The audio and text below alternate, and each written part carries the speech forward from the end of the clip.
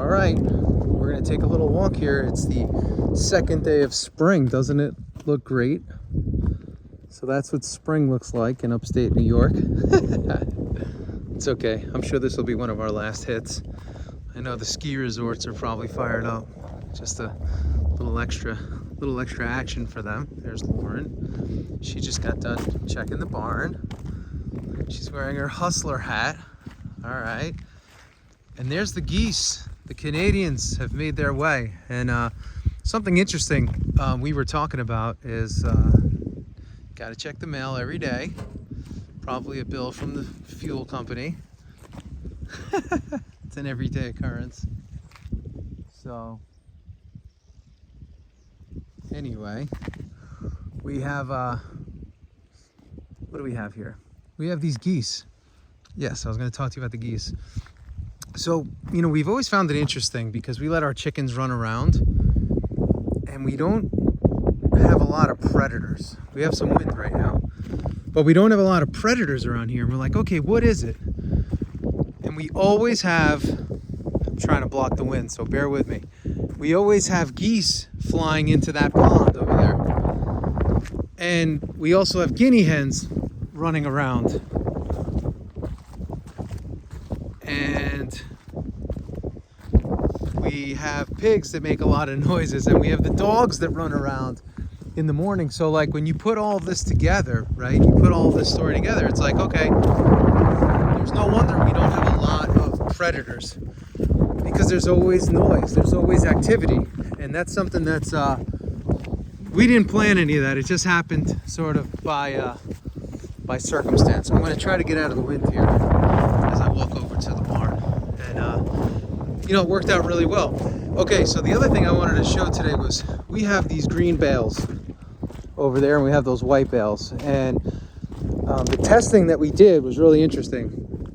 It showed that both the poor quality green bales had 14% protein to 15%. So it's low. It's lower than we want it to be. We got to start trying to find hay that sits at 18, even upwards of 22% protein. It's going to be an adventure, but we're going to do our best to try to find it. So what does that translate to? It translates to, like, we have to feed a lot more bales in order for the cows to feel satisfied. So, you know, we did some lab tests, and the lab tests just showed that the hay, the green hay especially, is inadequate. That's why we stopped feeding it a couple months ago. Again, we had to make a quick pivot when we saw that the cows were leaving it behind. And you know, the typical philosophy, and I think it's a horrible philosophy that some farmers have, and you know, again, we love farmers, but there's some stupid things that farmers do too, and say. We all say stupid things, but they say things like this: if they're hungry enough and it's cold enough, they'll eat it. And like, think about yourself as a person, right? If you were on an island or you were somewhere and there was absolutely no food but this absolutely disgusting tasting stuff that provided you minimal to no satiety or nutritional value or vitamin value, nutritional value, I guess would be the best way to say it. And that's all you had to eat. Do you think you would grow well? Do you think you'd maintain short and long-term health? Probably not. So when farmers approach their animals in this capacity, it says a couple things. Number one, they really don't care that much about their animals. Number two, they have shitty hay and poor forage, and they're justifying it by saying, well, if it gets cold enough and they get hungry enough, they'll eat it. But you're also in a mindset of you're depriving your animals of, you're depriving your animals of good nutrition. And we need that nutrition because we need them to grow. And if the animals don't grow and if they're lacking nutrition, I mean, what kind of a calf are they gonna deliver? What kind of health are they gonna have? So, it's just it was a horrible thing that we heard from actually the farmer that told us that. Hey, somebody in his family said, oh, if they're hungry enough and it's cold enough, sorry for the camera work, they'll eat it. And that's just a very, very poor philosophy. And what we found is there's some great farmers out there that are innovative, and they're thinking ahead, and they're thinking things all the way through. You know, 𝐲𝐨𝐿 is one of those guys. He's somebody that we admire here. He's somebody that's coming to the farm in July, and he's thinking ahead. He's thinking about his animals. How do I get them fat? How do I keep them healthy? How do I use their byproducts, you know, to better the land, so that greater production could come out of the land, so that greater animal health could be had and established. Like, that's thinking ahead. That's thinking the right way. But if we're not going to be thinking like that, we're shortchanging our animals, right? It's a negative way of thinking about farming. You know, the way we look at farming is like, how could we always get better? How do we get better and better and better? How do we continue to get better at what we do? And how do we continue to improve? And what we learned this year was, look, as basic as it may seem, is not all forage is considered equal. Not all forage is preferred by your animals. And you gotta start looking into the nutritional value of things at a very deep level. Even start at a very basic level. And what we found is, you know, Cornell has had some great resources for us that we've used. And we've also used our feed company locally. They do water testing. They do, you know, they'll test our forage. They'll test our soil. So all of this stuff is important if we want to have short and long-term success. And that's really what it's about. You know, some people talk just about long-term success. We want to talk about short-term success too. Like, if it takes me longer to raise these animals, that means we have to carry them longer. That means their production on our farm will be less. That means our whole planning process will be affected. So we're learning, like, raising pigs outside like this, especially due to temperatures like today, it's taking us longer to get size on them. And there's a cost for that. So if we want to get them to where we need them to be, we got to stick more food to them. And we may have to supplement as well to help get more size onto them. So again, all this stuff, everything matters out here. Everything matters out here. Weather plays a factor. Again, forage plays a factor. Minerals play a factor. Facilities play a factor. And the other thing is, to outlook plays a factor. How are we looking at things? Are we looking at things for today, or are we looking at things for the future, or are we looking at things for today because today influences and affects the future? So again, that's why I always say, you know, we're working on the facilities here. We're working to make things better, because if we're not thinking that way, what are we doing?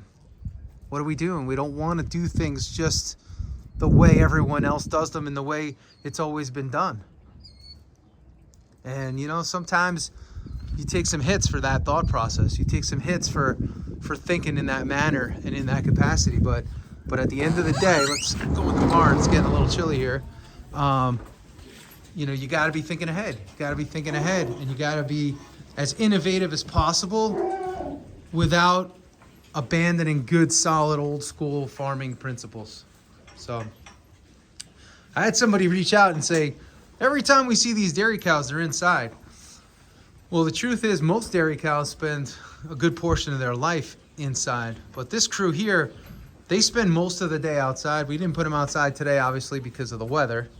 And usually we do these videos either later in the day, after they're already in, or earlier in the morning before they go out.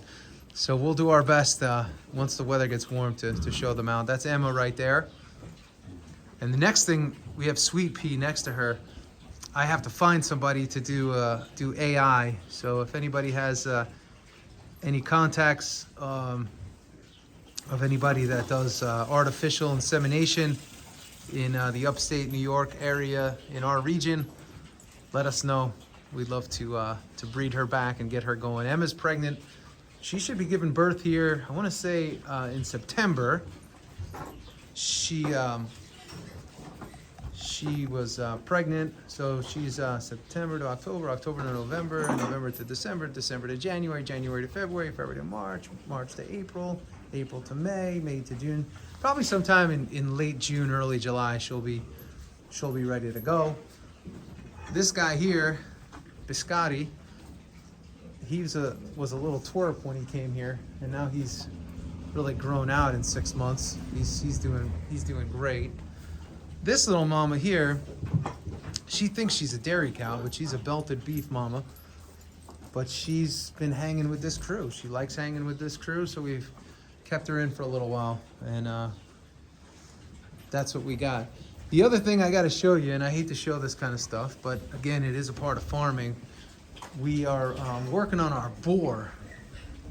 It's hard to see, but I don't know. He's got a situation going on with his right nut where it's the size of an arcade basketball, to say the least. So we have to get on that and figure out what's going on. We gave him some antibiotic. They think it may be a little bit of an infection. We're thinking that maybe he rubbed against some panel, some hog panel, and that caused it. And these piglets are doing great as well. There's I think 11 of them in there. So she did an awesome job. And the other thing I'll put out there is we don't usually sell live animals, but we have so many pigs right now that we've actually sold 15 piglets already, and we're probably going to end up selling another 15 to 20. This is the time of year to do it. People want to raise their own pigs, so we're going to be moving those. We're getting inquiries every day, which is good. But it's not our core philosophy on the farm. Again, we have to produce a lot of pork. We have to produce, so we don't really sell too many animals. But we have been getting some inquiries, and for space purposes, we're moving some. And the reason we don't do that, and I'll tell you this, is sometimes you don't know where your animals are going. So we know the life they have here, and we know the life that they live. But once they leave here, you don't know where they're going. So we try to interview the people. I know it's like, oh, it's just pigs, it's just livestock, but for us, we want to make sure that all our animals are going to a good place, and they're going to, they're just going to a good place. That's all. That's really what we care about. So, I don't know. Will we sell more animals in the future? Maybe. Will it be a part of our model? Possibly. Seems like it's going that way, but it certainly isn't our primary model of business here. So anyway, that's what I got for you today. I hope everybody had a good start to their week. I hope everybody has a good end to their week. These weeks just keep going faster and faster. We're hoping that the sun turns on soon and it gets nice and warm here, and and summer hurries on up and gets its butt over here, because I mean, come on, it's middle of March. What are we doing with snow here? We can't have it, but anyway, for today we got it. All right, everyone, have a great day, have a great night, have a great life. We'll see you soon. Thanks for being a part of this adventure. And if you like us, if you like what you hear, if you like coming on this journey with me and Lauren, we appreciate it. Give us a thumbs up, give us a like, give us a share, give us your comments below. Be nice. Be nice, be nice, be nice. We always say we're open to ideas. We don't know everything. We're learning as we go, so go easy on us. And we'll talk to y'all soon. All right? See ya. And if you need meat, wearefreedomfarms.com. I think we could sneak a few more Easter orders in if I get them out next week, if you get them in ASAP. But anyway, that's where we're at. So we'll see everybody soon. And that's it. I got to go. All right. See everybody.